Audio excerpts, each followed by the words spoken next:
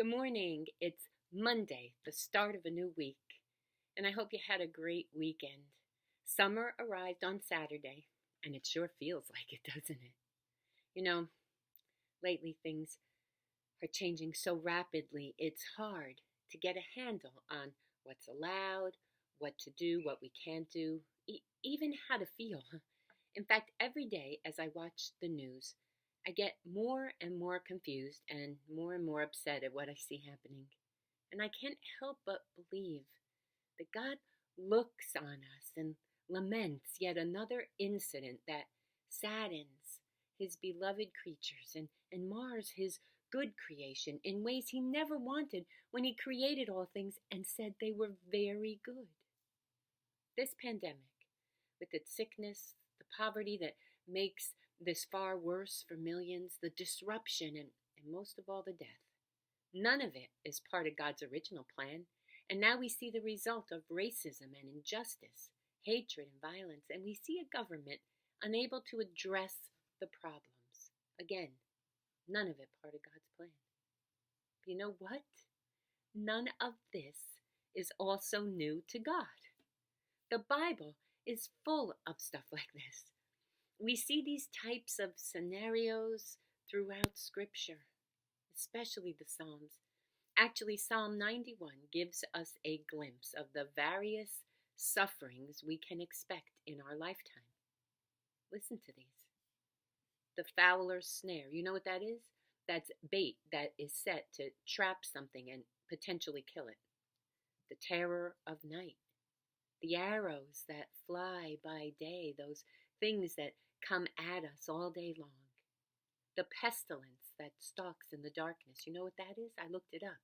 An epidemic of a highly contagious disease. How about this one? The plague that destroys at midday. The thousands that may fall at your side. These are all in Psalm 91.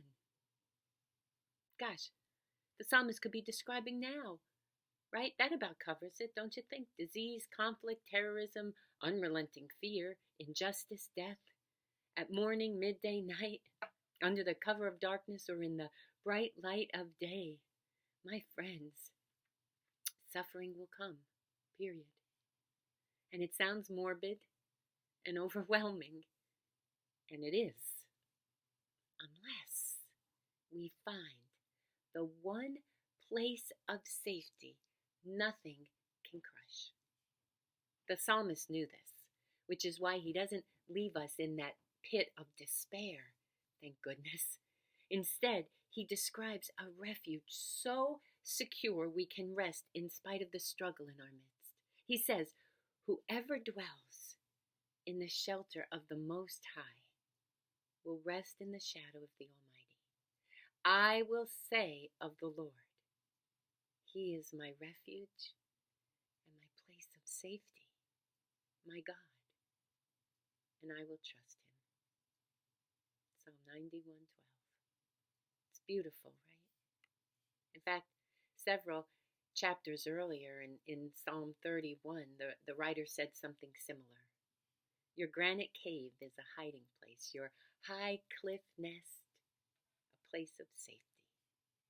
But I have to admit, there are seasons in my life when even this comfort doesn't make me feel better.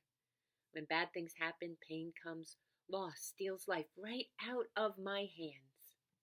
And I start to wonder, where is that safety of God in all of this? Because in all honesty, I do want a life free from pain and suffering, don't you? I want a good marriage, children who are thriving. I want to be able to work and have an income, a house to live in, a body that stays healthy in the midst of this coronavirus. I don't want storms or wars or conflicts. I want justice and equality for everyone, and I want everyone to get along and live in peace. But I'm learning something during all of this. Safety isn't the absence of suffering. It's finding rest and hope in the middle of it. See, choosing God as your safety doesn't mean the struggles will cease. The cave doesn't lessen the intensity of the storm outside. It doesn't still the thunder or cease the lightning or keep the rain from falling, right?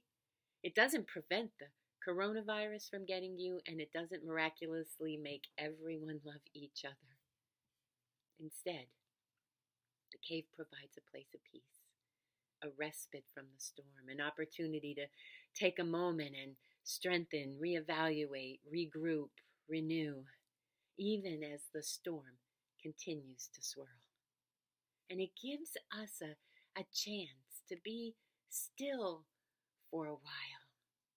And right now, I don't know about you, but in the craziness of our world, I could use some stillness and some peace from the storm.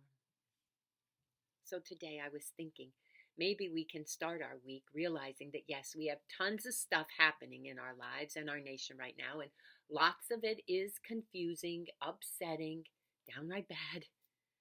But we can get through it because we know that when it gets too hard for us, we have a safe place to hide out for a while.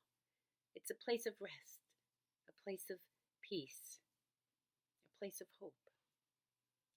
It's with our God. And that's pretty cool. So, my friends, today, stay safe. Keep wearing your mask and washing your hands. I know it's a beautiful day. It's a hot day, so you're probably going to be at a pool or the beach or doing something outdoors. That's wonderful. Just always, always remember to use caution and don't be reckless and think about others over yourself. Look today for that blessing. And let's keep our hope going. I love you. I'm praying for you. I wish you a fantastic day and God's blessing.